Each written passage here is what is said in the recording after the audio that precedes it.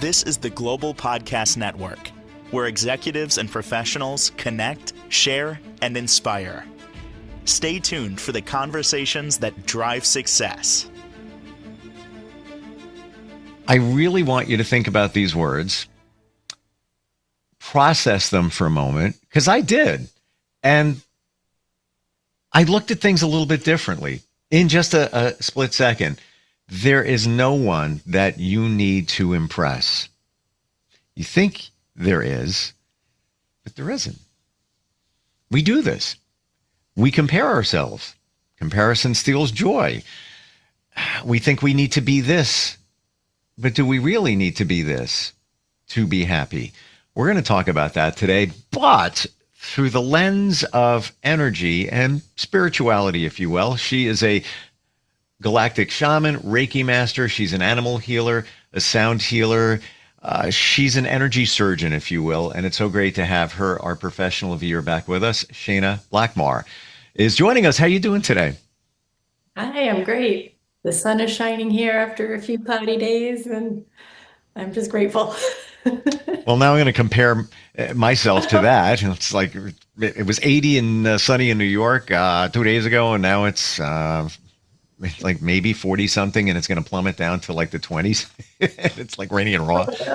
So I'm feeling your sunshine. I'm feeling that energy coming through there. We need some sun. Yeah, bring it on.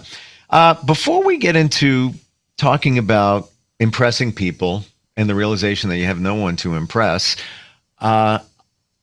if I may, I would like to share a session that we did a few days ago and what that felt like. I'm not even sure how to describe what you did, so please do. I find it hard to describe as well. So we did a shamanic Reiki session, and there's a little bit of sound healing at the beginning, at the end, to break up energies, get things moving, that then preps you to receive. Then we go in and we cleared a lot of things based on what we had talked about before, and worked through what came through from source and your higher self to share that was ready to go. And we worked through the chakras and cleared out some deep programming. And then at the end, a little more sound healing came in, really high frequency instruments that are 528 hertz, to fill up that space that essentially you created through the healing, filling up that space with higher frequencies. So you don't just go up into the higher frequency in the session and come back down. You're clearing and integrating immediately. So you leave much higher. I have to say, I felt it. Does that resonate with what your experience was? and I didn't know that was a process. Once you clear it out, then you replace it with something. I thought you just clear it out. I've had Reiki done before, in person, virtually. We did our thing virtually. What makes it, and it was very different with what you did. What's the difference between regular Reiki and shamanic Reiki? So I'm going up and down through all the worlds, all the levels, the realms throughout the session. The whole time, clearing, connecting with you. And again, source and your higher self is guiding me with what is coming up, and to help basically clear blockages to bring everything back into balance. So it's ultimately very simple in those terms, but because I'm moving through all of these different realms at the same time, it's just clearing so much more. But then, like you said, filling up that space that was created with high vibrations versus just leaving it open to fill up with something else that's low. So, it's like you don't have a wound and then you just leave it open, right? You treat it, you fill it up with things that are going to help it heal. It makes perfect sense, and I've never even thought about that. You've created a space by clearing out, yeah, call it negative energy. If you didn't fill it up with positive energy, what would happen? I would just fill back up with whatever you're around, with whatever your thoughts are. If they're, if you're get into a mental loop that's kind of negative or low vibrational, or um, then go and be around someone who's negative or low vibrational, then that space, Hmm. it creates a vacuum, right? And it can just fill back in. So I have to say, out of other sessions I've had, and it's been a while since I've had one, I never felt what I felt after yours, where it was sort of like walking on a cloud the next day and later that day, and then the day after that, and then the day after that. It was almost like I felt, best description, empowered, had clarity, had, call it even a little confidence. Like I just felt different in such a great way. And knowing what's going on energetically, astrologically right now, there's a lot going on. Yeah, if you want to, go down that rabbit hole in terms of planetary alignment, Mercury retrograde, and all of that stuff, I would think that it might even be a challenge to feel more comfortable because a lot of people are reporting now. It's like, yeah, I feel off. I don't know what it is. Kind of heavy energy. Arguments ensue and things like that. I felt like I rose above even that. It was the weirdest feeling. And I didn't do anything different. It wasn't like, oh, I got extra sleep or anything like that. It connects right back to what you did. There's not a doubt in my mind. Crazy. You hear that from people? Yeah, we filled you up with high vibrations, absolutely. And you were able to float on out of there. And I remembered something else we did, which what you said just reminded me. You called back a lot of your energy, a lot of yourself, a lot of your power. And so you feel different, but it's not that you're someone else. You're actually more of yourself. Say that again. I want to process that. You're more of yourself, like more authentic. Well, so our oversoul is huge and only a small amount can fit. And, we come down into these lower dimensions, and only a small amount can fit in these earthly bodies. And so by clearing density, clearing wounds, clearing low vibrations, filling up with higher vibrations, creating space, and then calling in more of your energy, more of your power, you're literally creating space in your container energetically for more of your higher self, more of your oversoul to fill you up. So you're literally holding more of your energy, of your true energy. So what it seems like is it's more of the real you. And this is the vision I just got as you were explaining it. Think of a piece of metal. Over time, the metal gets rust. It's just exposed to the elements or life that comes along with it. And it almost seems that we took, some sandpaper and some other tools and got it down to the bare metal again. And I'm the bare metal right now, which is really me, more me, if that makes sense. Yeah, you're you.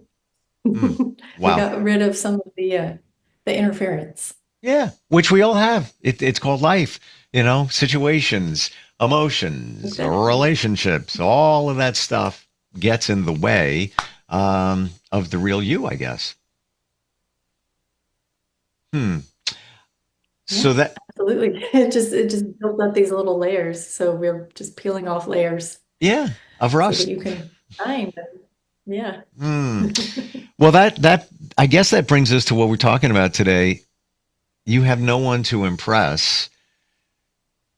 If you're carrying that around, where you think you need to put on a show for people, you think you need to be this, but you're really that. Kind of the same thing. You're not being your authentic self, you minus the rust around you, when you try to impress. Tell me your thoughts. Yeah, exactly. And it's like just these layers that build up from lots of different places. It could be society beliefs, it could be your job, expectations from work, from family. Um, we again, from various ways and places, we get these ideas of what we need to be, who we need to be, what we need to look like, and all of that is stemming from fear, from ego, trying to feeling like we're not good enough, feeling like we're not worthy. But the opposite is true. The Hmm. opposite is true. With a capital T, a higher truth is, you are worthy. You are worthy of love. You are worthy of success, abundance, respect, all of those things. And so when we realize that there's no one to impress, the ego can stay nice and happy in the heart, go on vacation, and we can be our authentic self at all times and do what each individual is here to do, because everyone has their own special gifts that they're here to grow and share in their own way. And so, yeah, then that opens up the door for authenticity, and you can just be yourself, and then you're shining all the time because there's not this fear that's governing things. Hmm. There's many reasons why we feel we need to impress people, aren't there?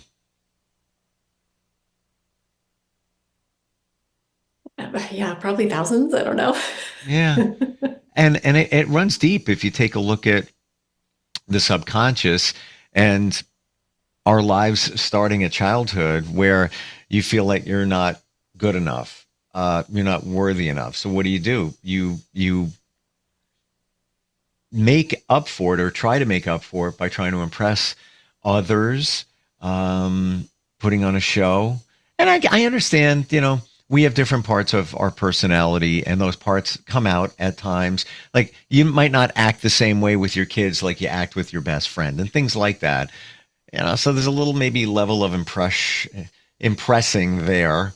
But short of that, it's getting back to your true authentic self. And I believe with what you do, that helps us do that because we're stripping away a lot of that energy that's making us want to impress others and kind of put on a show. You think that's what's going on there? Yeah, absolutely. And something came through while you were talking that, and this was seeded into the collective thousands of years ago, but we all have essentially an abandonment wound in our root chakra. And there are Mm. levels of that depending on each person's experience, of course, but it it I can just I just saw it like we all have that. And so then what that the cause and effect of that is then we start looking externally for validation, trying to impress others because we don't feel worthy, we don't feel good enough.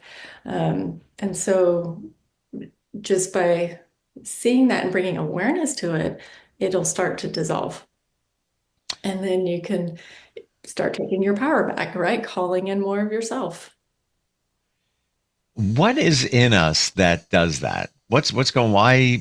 There are reasons for the feeling of abandonment within our core, that root chakra. Many different things. Many different things. Some of it more than others. But why is that in all of us?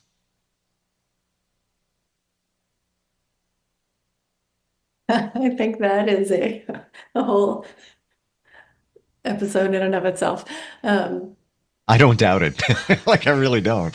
Um, like I don't even know where to begin. Um, is it just the um, different things that we've been well, through?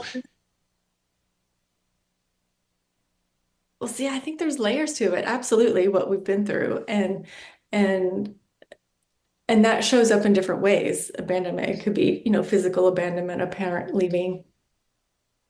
It could be, emotional abandonment, the parent working all the time, or just emotionally unavailable, not knowing how, or, not having the capacity to be a good parent at that time.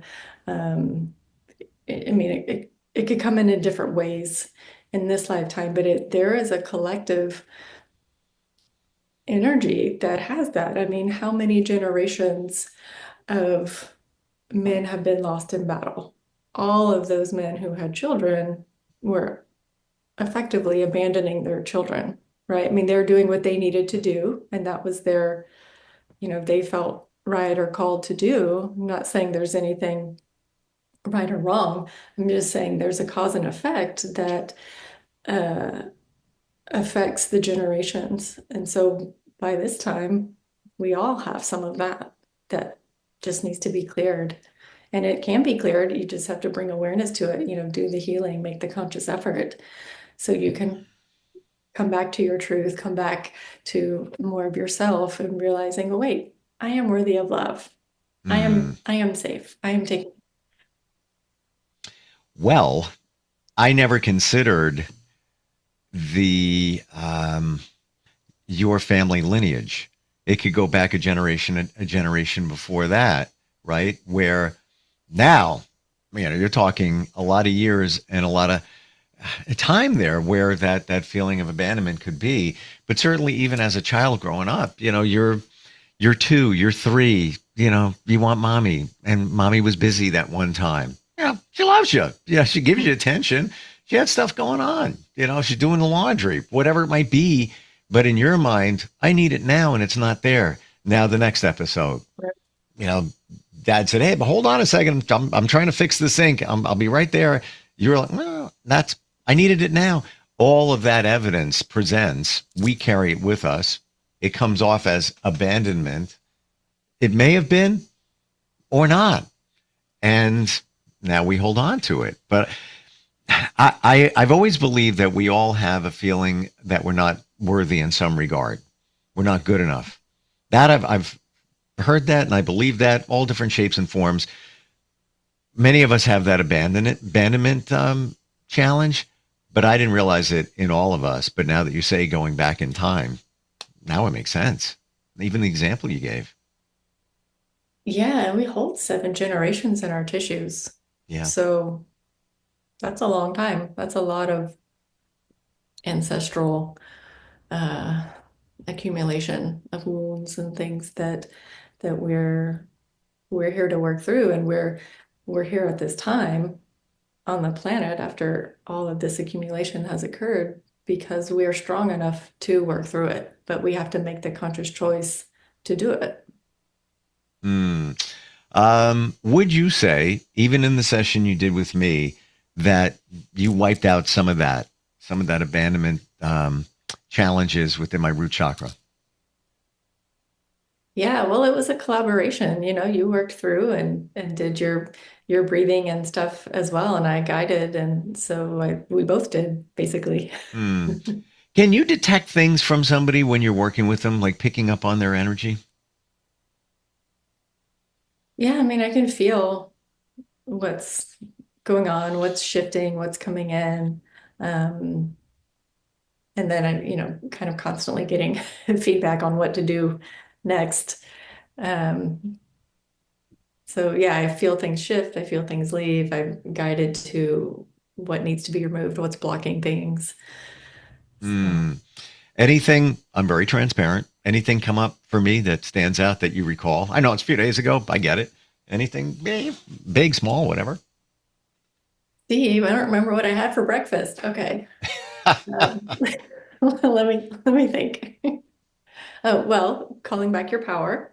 Like there was a lot of stuff that you cleared, and then made space so that we could call back your power. Cleared abandonment. What else did we do? We cleared interference and things that were draining your power, draining your energy. And like, we had talked in a podcast a few weeks ago about energy leaks, but we cleared some of those. So yeah, so we just like called so much of your energy back to you. So aside from feeling better, lighter, clarity, confidence, and all of those things after the session with you, one thing that really stood out for me was the breath work. Like that really made a difference as well. I was in such a relaxed state. And now I see, why the importance of intentional breathing really is that just that important. That really made a difference. Yeah, oh, that reminds me, we connected to your tree of life, right? And that is a really beautiful practice that helps open up your central channel. The channels are flowing, they're moving, you're connected with heaven and earth, you're connected above and below. Um, and and that really regulates the emotions too, so that you can just so much easier access those higher frequencies. Yeah. Mm. And feel grounded, feel held, because you're connected above and below fully. It's really beautiful. So, what do you suggest for people after they have a session with you? Is there any maintenance? Anything they should be doing? Well, it'll take a few days, maybe a couple of weeks to fully integrate. So I definitely recommend waiting like 3 or 4 weeks between sessions. Um, and basically following your heart, because sometimes people will feel really energized and need to move, go be really active. Other times they need to sleep because of whatever it is that they're integrating. So um, Mm. essentially, take care of yourself like you're a newborn baby and do whatever it is that this new you needs. Hmm. Um,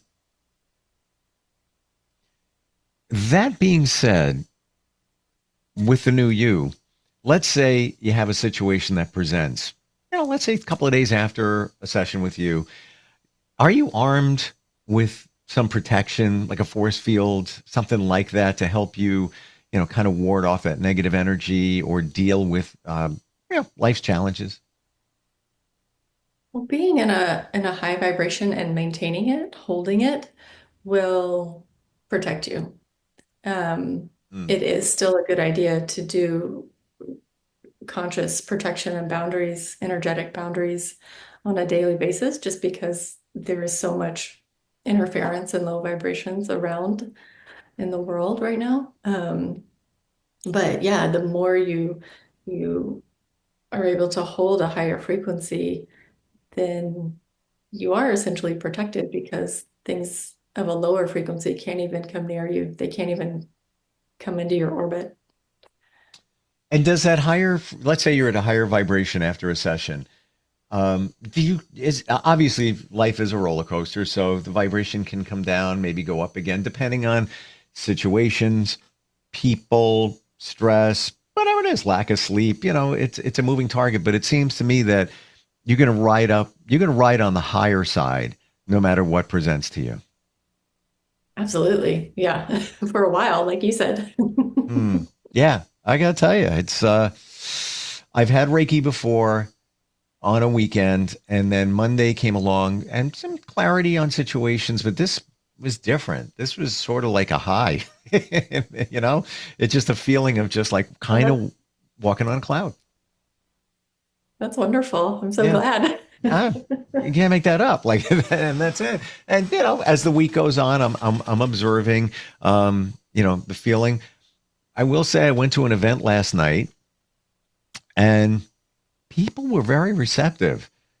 And I'm going to tell you, Shayna, and maybe it's my energy that if they were different, like very positive. People were, hey, how you doing? And wanted to engage in conversation, and then like not not like it's ever been before. I mean, different, just totally different. And I think it's either the shirt I was wearing or the energy. And I think it's the energy. I really do.